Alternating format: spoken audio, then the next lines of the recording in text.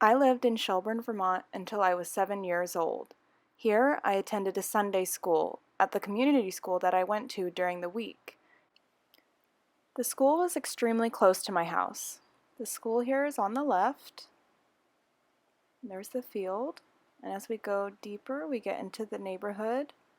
And we turn right on Heritage Lane, and here's my old house, 75 Heritage Lane.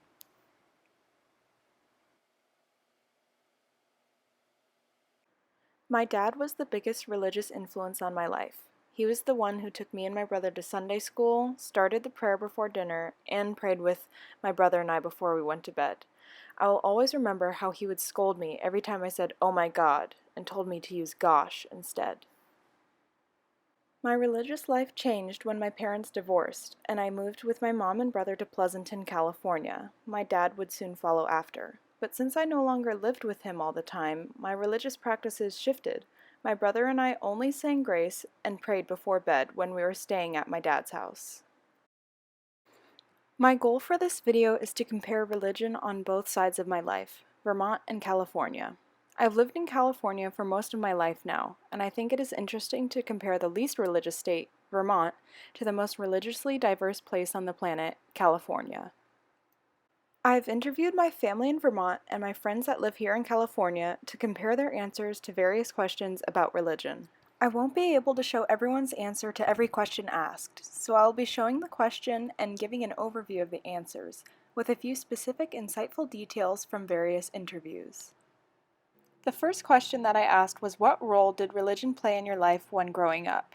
Almost all my aunts and uncles had a Catholic upbringing that played a dominant role in their life, but one of my aunts did not. Religion played actually a very um, little role in my life growing up.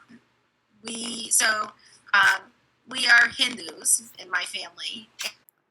And for the people in California, most grew up with a Catholic upbringing as well, but one of my friends who's Japanese had a different experience.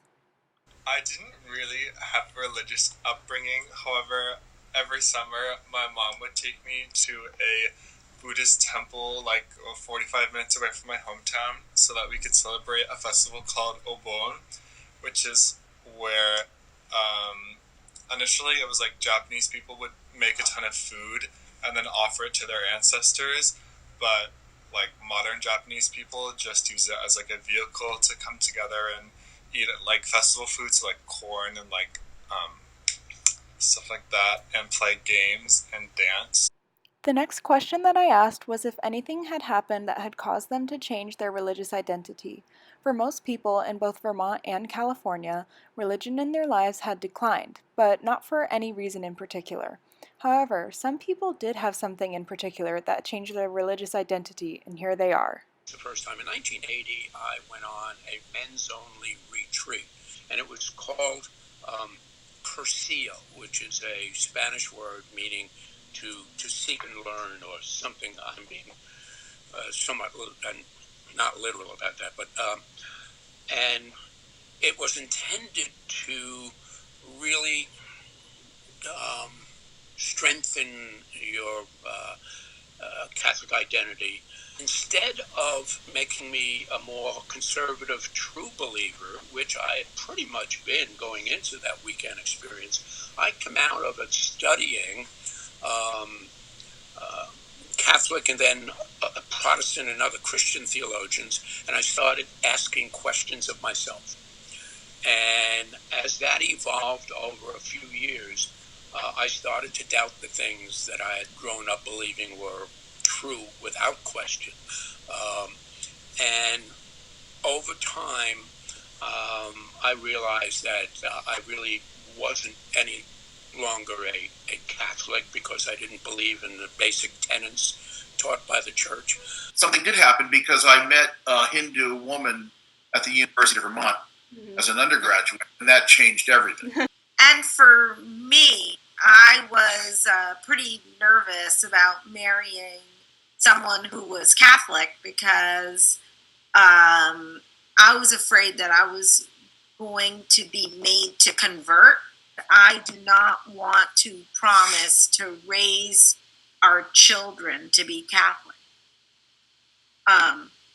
And the priest said, well, because you're not Catholic, you don't need to be the one to promise to raise your children Catholic. It's your husband who needs to profess that he will try to raise the children to be Catholic. Then I asked how has the location of where they lived affected their views about religion. Responses varied, but some did seem to acknowledge that location does play a big part in your ability to see other religions being practiced. Well, since I grew up in the Bay Area and there's such diversity, I've been exposed to a lot of different religious practices.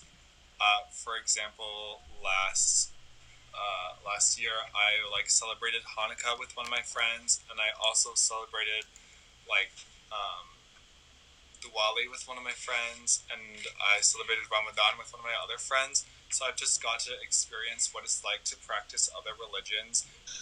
Being a bi-coastal person, Yeah.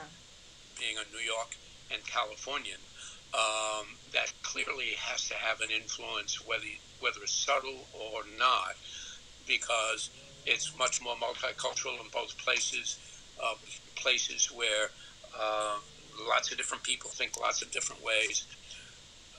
There's no doubt that I'm a different person having been in New York and California rather than, as I mentioned, in Bible Belt, Southern Baptist, Alabama, Mississippi, or Arkansas. So no question, I think where you live does influence in however, Yeah. As you know, I've lived here all of my life, so I haven't really been exposed to anything else. After interviewing people on both coasts, it became clear how different California is compared to Vermont in terms of religious diversity and pluralism. I consider myself fortunate to have been able to experience both the sides. To conclude, I think we should look at this story in a bigger picture. Your location has an important impact on your view of religion in your life and in society, and we must remember to respect others and their beliefs. Who knows, maybe your experience is the same as someone else from across the country. I would like to give a thank you to everyone I interviewed for your time and thoughtfulness in answering my questions. And I would also like to thank Dr. Lloyd Moffitt for teaching me a whole new way to look at religion.